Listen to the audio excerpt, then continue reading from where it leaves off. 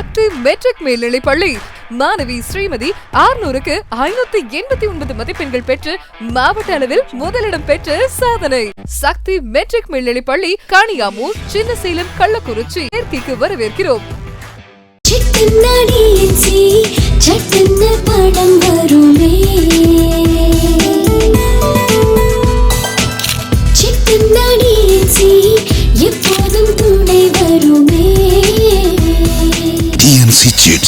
நம்பிக்கையே எங்கள் பாரம்பரியம். அன்பார்ந்த மக்களுக்கு வணக்கம். நான் உங்கள் Karthik Pillai and welcome to the K TV. பிஜேபியுடைய மாநில தலைவர் அண்ணாமலை அவர்கள் உங்களுக்கு 2024 எலெக்ஷன் ரிசல்ட் வந்ததுக்கு பிறகு நம்ம ஒரு வீடியோ பார்த்துருப்போம் மக்களே. கோயம்புத்தூரில் ரொம்ப என்ன சொல்கிறதுனா ரொம்ப கொடூரமான வீடியோன்னு நான் நினைக்கிறேன். என்னதான் நம்ம நான் வெஜிடேரியன் சாப்பிட்றவங்களா இருந்தாலுமே அந்த மிருகத்தை கொல்ற அந்த ஒரு வீடியோவையோ இல்லை அந்த ஒரு இடங்களில் நம்ம இருக்கும் பொழுது ரொம்பவே கஷ்டமாக இருக்கும் தான். நடு ரோட்டில் வச்சுக்கிட்டு ஒரு ஆட்டை வந்து கழுத்தை பிடிச்சிக்கிட்டு ஒருத்தவங்க பிடிச்சிக்கிட்டு ஒருத்தர் தலையை வெட்டிறாரு. அந்த ஆடு துடிக்குது. இதை வீடியோ எடுத்து போட்டுட்டு அண்ணாமலை வந்து வெட்டப்பட்டு விட்டார் அப்படிங்கிற மாதிரி காமிச்சு பிரியாணி பண்ணி போட்டிருக்கிறாங்கன்ற மாதிரி வீடியோ வெளியிட்டு இருந்தாங்க. இது இருக்கிறதுலே வந்து ரொம்ப கஷ்டமான வீடியோவை நான் பார்க்கிறேன். ஏனென்றால் நான் வெஜிடேரியன் சாப்பிட்றவங்களுக்கு கூட பல பேருக்கு அந்த மிருகத்தை கொல்றது அப்படிங்கிறதை பார்ப்பதற்கு மனசு வராது. அதுக்கான ஏற்றுக்க முடியாத இருக்கும் இருக்காது. ஒன்று. ரெண்டாவது, இவங்க போடக்கூடிய இந்த ஒரு வீடியோ அப்படிங்கிறது நிஜத்தில் உண்மையா அப்படிங்கிறத பார்க்கணும்.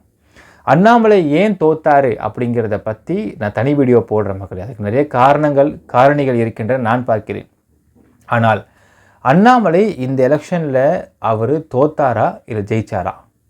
நான் சொல்கிறது with respect to the political party அப்படின்னு பார்த்தால் அண்ணாமலை இந்த எலெக்ஷனில் பிஜேபி எங்கே கொண்டு வந்து உட்கார வச்சுருக்காரு அப்படிங்கிறது ஒரு மிகப்பெரிய ஒரு செயலாக பார்க்க முடியும். அலாப்பரியமான செயல்னு சொல்லலாம். It's not a easy joke.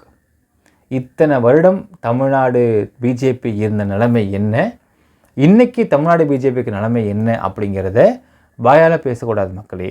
We need to have statistics. அந்த மாதிரி எலெக்ஷன் ரிசல்ட் ஸ்டாட்டிஸ்டிக்ஸ் வந்திருக்கின்றன.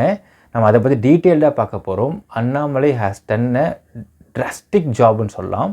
அது என்ன ஜாப், என்ன பண்ணியிருக்காரு டீட்டெயிலாக பார்க்க போகிறோம் இந்த பதிவில்.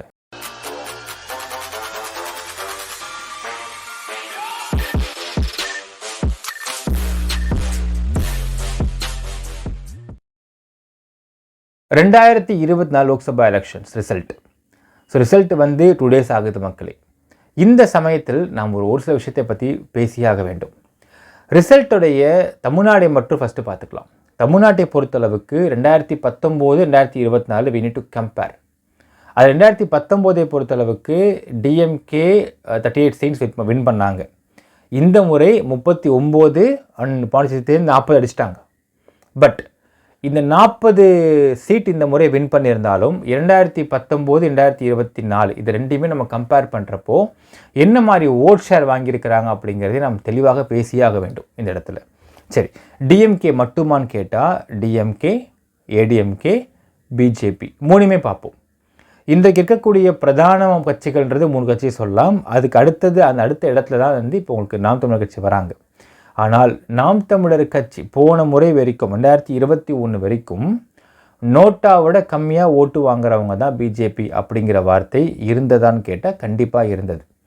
நம்ம 19 கம்பேர் பண்ணுறதுக்கு காரணம் என்னென்னால் that becomes a Lok Sabha elections last time. ஆனால் 2021 வரைக்குமே பிஜேபினா அவங்க நோட்டாவோட கட்சி தான் கம்மி தானப்பா அவங்க அப்படிங்கிற கிண்டல் சில இடத்துல அவங்க இருந்தாங்க தான் உண்மையாகவே. அதற்கு பிறகு அண்ணாமலையுடைய ஒர்க் எந்த மாதிரி இருந்துச்சுன்றதை பார்ப்பதற்கு இந்த ரிசல்ட் தான் ஒரு மிகப்பெரிய விஷயமா இருக்கும் மக்களே. First let us see 2019. 2019 நடந்த லோக்சபா எலெக்ஷன்ஸில் 38 சீட்ஸ் வின் பண்ண அவங்க டிஎம்கேவுடைய அலையன்ஸ் நம்ம எடுத்துக்கலாம். டிஎம்கே மட்டும் பார்ப்போம். டிஎம்கே மட்டும் போட்டது 24 தொகுதி வின் பண்ண 24 தொகுதி வின் பண்ணிட்டாங்க. இவங்களுடைய ஓட் பர்சன்டேஜ் அப்படிங்கிறது 33.52% வாங்கியிருக்கிறாங்க டிஎம்கே போன முறை. சரி, இப்போ அடுத்து அப்படியே வருவோம். காங்கிரஸ்லாம் வந்து அதில் எடுத்துருக்கிறாங்க தான். கம்மிங் டு ஏடிஎம்கே 20 இடத்துல போட்டி போட்டாங்க, 1 தான் ஜெயித்தாங்க. இவங்களுடைய ஓட் ஷேர் வந்து 25.53%. திரும்ப சொல்கிற மக்களே, DMK has God 33.52%. ADMK has God ADMK has got 19.39%. So 19.59% வாங்குறாங்க ஏடிஎம்கே.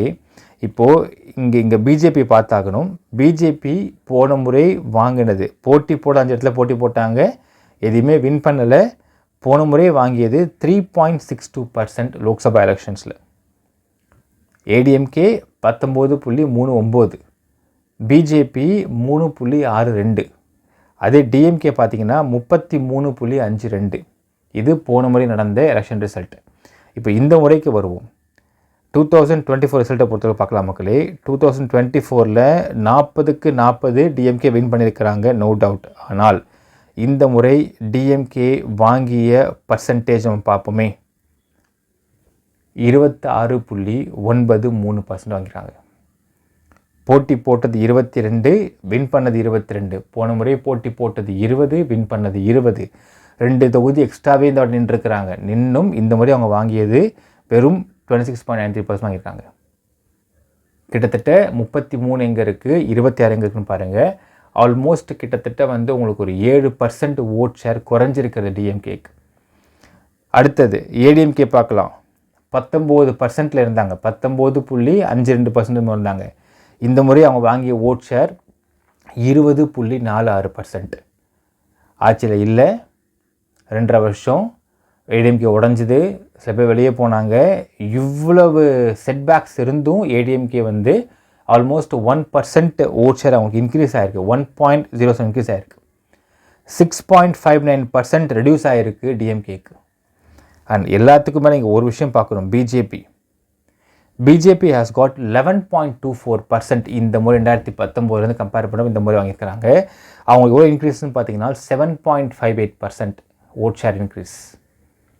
சரி, இது வந்து எப்படி சாத்தியம் அப்படிங்கிறத பார்க்கணும். இது பிஎம்கேவால் சாத்தியமா அப்படின்னு கேட்டிங்கன்னா அதான் இங்கே செம காமெடி. பிஎம்கே போன முறை வாங்கினதை விட இந்த முறை 1.09% கம்மியாக வாங்கிக்கிறாங்க ஓட்டு. இந்த முறை பிஎம்கே வந்து ஜஸ்ட் 4.33% தான். போன முறை ஆல்மோஸ்ட் 5% மேலே வாங்கியிருந்தாங்க ஓட்டு. ஸோ பாட்டாளி மக்கள் கட்சியால் இது நிறைவேறவில்லை. இது முழுக்க பிஜேபி அப்படிங்கிறதை அண்ணாமலை அப்படிங்கிற ஒரு நபர் அவர் செஞ்ச கட்டமைப்புகள், அவர் பண்ண உழைப்பு, இதனால தான் இந்த ஓட்ஸ் இன்க்ரீஸ் ஆகிருக்குன்னு நம்ம சொல்லணும் மக்களே. சரி, இப்போ இந்த முறை திமுகவுடைய கூட்டணி வின் பண்ணியிருக்கிறாங்க, ரைட். அது வந்து போன முறை அவங்க தான் வின் பண்ணாங்க. அதனால் திமுக அதிமுக இவங்க 2 பேருடைய ஓட் ஷேரை வச்சு பார்க்கணும். இந்த முறை அதிமுகவுக்கும் திமுகவுக்கும் இடையே உள்ள டிஃப்ரென்ஸ் அப்படிங்கிறது பார்த்தீங்கன்னா ஜஸ்ட் வந்து 6.50% டிஃப்ரென்ஸாக இருக்குது. ஸோ 6% டிஃப்ரென்ஸ் தான் ஓட்டு வித்தியாசம் இருக்கிறாங்க டிஎம்கேக்கும். அது 2019 பார்த்தீங்கன்னா அதோடைய ஓட் ஷேர் டிஃப்ரென்ஸ் ரொம்ப அதிகமாகவே இருந்தது.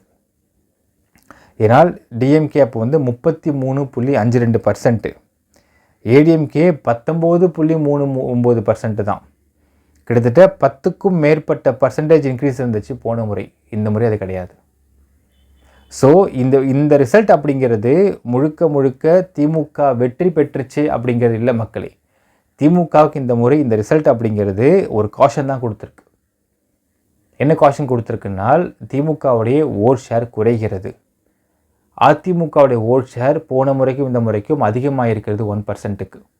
அப்போ திமுகவுடைய ஆல்மோஸ்ட்டு 6.59% ஓட் ஷேர் அப்படிங்கிறது அப்படியே பிஜேபிக்கு போயிருக்கிறதா அப்படிங்கிறதையும் பார்க்கணும். ஏன்னா அதுவுமே வந்து சாத்தியக்கூறு இருக்கிறதான்னு தெரில, இருக்குதுன்னு நான் பார்க்குறோம். ஏன்னால் பிஜேபிக்கு 7.58% ஓட் ஷேர் அதிகமாக இருக்குது போன முறை கம்பேர் பண்ணுறப்போ. ஸோ ஆல்மோஸ்ட் யோசிச்சு பாருங்க, ஜஸ்ட் ஒரு சின்ன ஒரு கால்குலேஷன் சொல்கிறேன் உங்களுக்கு மக்களே. போன முறையை விட இந்த முறை யார் குறைஞ்சிருக்குன்றதை பார்க்கலாம். டிஎம்கேக்கு 6% ஓட்டு குறைஞ்சிருக்கு. காங்கிரஸுக்கு ஆல்மோஸ்ட் 1.94% ஓட்டு குறைஞ்சிருக்கு. கம்யூனிஸ்ட் பார்ட்டிக்கு 0.25% குறைஞ்சிருக்கு. சரிங்களா? அடுத்தது இந்த இடத்துக்கு வந்தீங்கன்னா உங்களுக்கு பாட்டாளி மக்கள் கட்சிக்கு 1.02% ஓட்டு குறைஞ்சிருக்கு. அமமுகவுக்கு 4.48% அமமுக டோட்டலாக வாஷ் ஆகிடுச்சு இந்த வாட்டி. ஸோ இந்த குறைந்த ஓட்டுகள்லாம் எங்கே போய் சேர்ந்துருக்கு அப்படின்னு பார்த்தீங்கன்னா 2 கட்சிக்கு போய் சேர்ந்துருக்கு. ஒன்று அதிமுக, ஒன்று பிஜேபி. நீங்கள் டிஎம்கே குறைஞ்ச 6.5%, உங்களுக்கு இந்த முறை கீழே வந்து பிஎம்கே குறைஞ்ச 1% சேர்த்து பாருங்களேன், ஆல்மோஸ்ட் 7.5% வருது. இந்த 7.5% ஹைக்கு தான் அப்படியே பிஜேபிக்கு வந்திருக்கு. ஸோ பிஎம்கேவுடைய குறைந்த ஓட்டும் டிஎம்கே குறைந்த ஓட்டு பர்சன்டேஜ் ரெண்டுமே சேர்ந்து அப்படியே வந்து பிஜேபிக்கு வந்திருக்குன்றதை நம்ம தெளிவாக பார்க்க முடியுது மக்கள் இந்த இடத்துல. அமமுகலாம் ஆல்மோஸ்ட்டு 4.48% வாஷ்ட் அவுட், டோட்டலாக ஒன்றுலாம் ஆயிட்டாங்க அமமுக கிட்டத்தட்ட பார்த்தீங்கன்னா. டிடிவி தினகரன் அவர்கள்லாம். பிஎம்கே குறைஞ்சிருச்சு உங்களுக்கு. இந்த முறை அதிமுகவிற்கு 1% ரைஸ் இருந்திருக்கு, பிஜேபிக்கு கிட்டத்தட்ட வந்து 7.5% ரைஸ் இருந்திருக்கு. மற்றெல்லாம் கம்யூனிஸ்ட் பார்ட்டி மார்க்சிஸ்ட் வந்து ஒரு 0.15% ரைஸ் இருந்திருக்கு, விசிகே 1.09% ரைஸ் இருந்திருக்கு, மதிமுக ரைஸ் இருக்குது. ஸோ இந்த மாதிரி சின்ன ரைஸ் அப்படிங்கிறது இருந்து கொண்டிருக்கின்றனால் ஒரு டிராஸ்டிக் ரைஸ் அப்படிங்கிறது ஒரு பெரிய கட்சியை பொறுத்தளவுக்கு பார்த்தீங்கன்னா அதிமுக ரைஸாக இருக்கிறாங்க, ரெண்டாவது பிஜேபி சமரைஸ் போயிருக்கிறாங்க தமிழ்நாட்டை பொறுத்தளவுக்கு. ஸோ இது வந்து ஒரு காஷன் தான் மக்களே ஃபார் டிஎம்கே அலையன்ஸ், முக்கியமாக திமுகவுக்குன்னு தான் சொல்லணும். ஏன்னா திமுகவுக்கு இந்த முறை கம்பேர் பண்ணும் பொழுது பயங்கரமான குறைஞ்சிருக்கு அவங்களுடைய ஓட் ஷேர். ஸோ நிறைய பேர் வந்து அண்ணாமலை கிண்டல் பண்ணி பேசிகிட்டு இருந்தாங்க, அண்ணாமலையை வந்து வெட்டியாச்சு ஆடன்னு சொல்லி பேசிகிட்டு இருக்கிறாங்க. கோயம்புத்தூரில் அண்ணாமலை நின்னதுக்கான மிக முக்கியமான காரணம் 2 விஷயமா இருக்கலாம். ஒன்று, அந்த கொங்கு பெல்ட்டில் கவுண்டர் சமூகத்து ஓட்டை வாங்க முடியும்னு நினச்சிருக்கலாம் அண்ணாமலை, ஒரு பாயிண்ட்.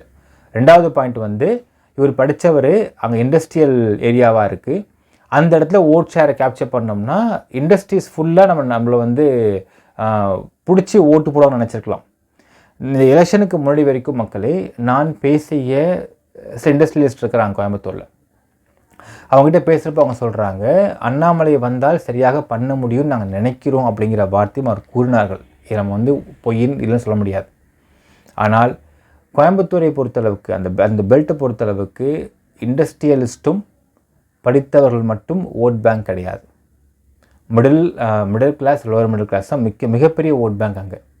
அவங்க ஓட் பேங்க் பூரா அண்ணாமலைக்கு வராமல் போனதுக்கான மிக முக்கியமான காரணத்தை நம்ம வந்து பார்க்க போகிற மக்களே, இது ஒன் ஆஃப் த காரணமோடு இருக்கலாம். ஏன்னால் இந்த காரணத்தை நான் முன்னாடியே சொல்லியிருப்பேன், பிஃபோர் எலெக்ஷன் சொன்னால் இது வந்து இந்த மாதிரி இன்ஃப்ளூயன்ஸ் பண்ண நினச்சக்கூடாது நான் சொல்லாமல் இருந்த மக்களே. பட் இப்போ நாம் சொல்ல நினைக்கிறேன். எலெக்ஷன் ரிசல்ட்டை வைத்து பார்க்கும் பொழுது நாம் அன்று கணித்தது யோசித்த விஷயம் சரின்ற எங்கள் மனசில் படுது. இதில் ஒரு விஷயம் பார்க்கணும் மக்களே, நமது இந்த கேடிவிஎன் டீம் முக்கியமாக நம்ம பார்த்திங்கன்னா எலெக்ஷனுக்கு முன்பும் இப்போது எப்பொழுதுமே பிஜேபி சித்தாந்தம் எதிர்த்தான் இருக்கிறோம். அவங்க சித்தாந்தத்தை பொறுத்தளவுக்கு பார்த்திங்கன்னா ஹிந்துத்துவா சித்தாந்தம், ஒரு ஹிந்துத்துவா சித்தாந்தம் அப்படிங்கிறதை ஒரு செக்யுலரான கண்ட்ரிக்குள்ளே எடுபடாத விஷயமா சொல்லணும். ஹிந்துத்துவா, ஹிந்துஸ் தான் பெருசு, ஹிந்துஸ் தான் இங்கே வந்து இது வந்து ஹிந்து நாடாக மாற்றணும், இந்த மாதிரி விஷயங்கள் எல்லாமே பார்த்திங்கன்னா against the secularism of the country. இதில் எந்தவித மாற்றமும் கிடையாது. இப்போதும் சொல்கிறேன் மக்களே, பிஜேபியை இங்கே நாம் ஆதரிக்கவில்லை. பிஜேபி சித்தாந்தம் ரொம்ப தப்பான சித்தாந்தம்.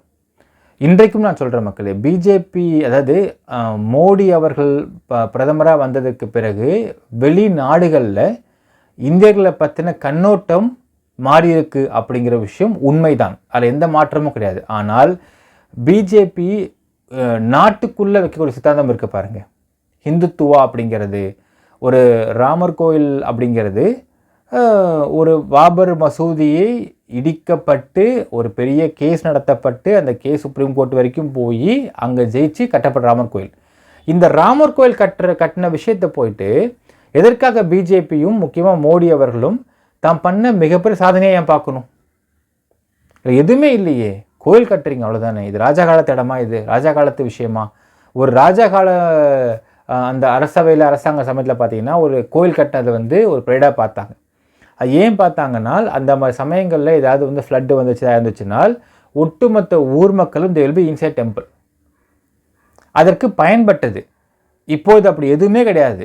எவ்வளோ இடங்களில் வந்து ஃப்ளட்டு வருது, யாருமே கோயிலில் உட்காந்துருக்கிறது கிடையாது.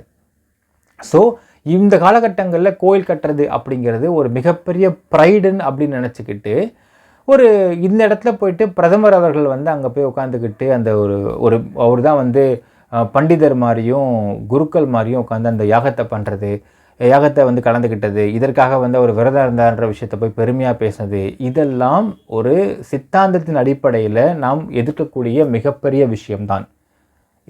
இது சித்தாந்தமே கிடையாது. This is totally bullshit.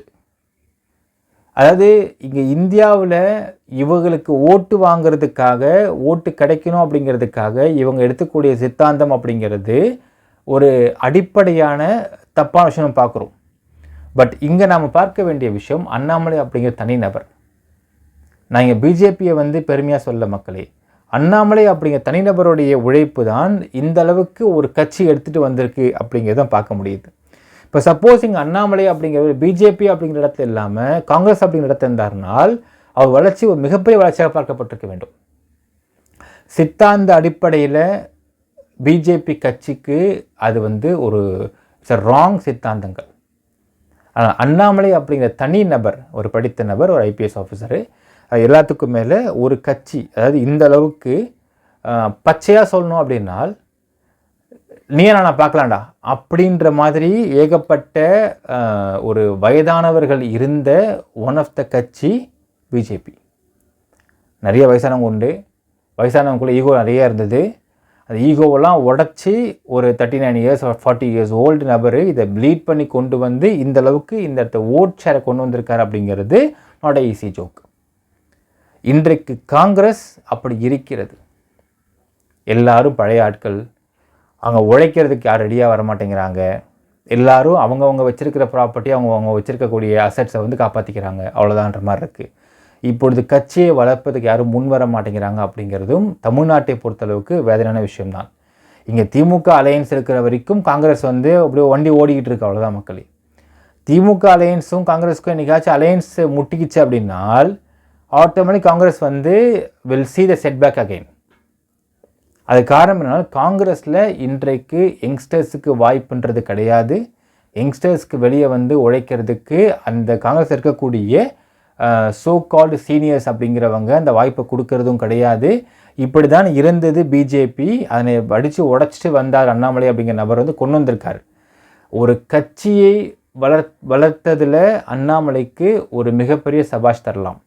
ஆனால் பிஜேபி அப்படிங்கிற கட்சி சித்தாந்த அடிப்படையில் தப்பான கட்சி நம்ம பார்க்குறோம். ஸோ அதில் எந்த மாற்றமும் இல்லை மக்களே. நாம் இப்போ சொல்வது, அண்ணாமலை அப்படிங்கிற தனிநபரை வந்து எல்லோரும் விமர்சனம் பண்ணாங்க, எல்லாருமே வந்து அவரை இன்சல்ட் பண்ணாங்க இல்லைங்களா.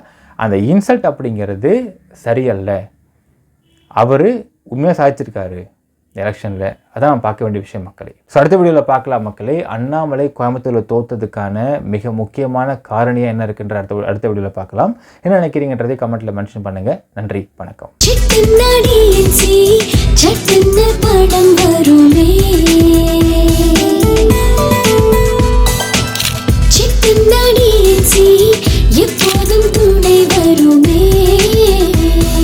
டிஎன்சி சிட்ஸ், நம்பிக்கையே எங்கள் பாரம்பரியம். சக்தி மெட்ரிக் மேல்நிலை பள்ளி மாணவி ஸ்ரீமதி 600க்கு 589 மதிப்பெண்கள் பெற்று மாவட்ட அளவில் முதலிடம் பெற்று சாதனை.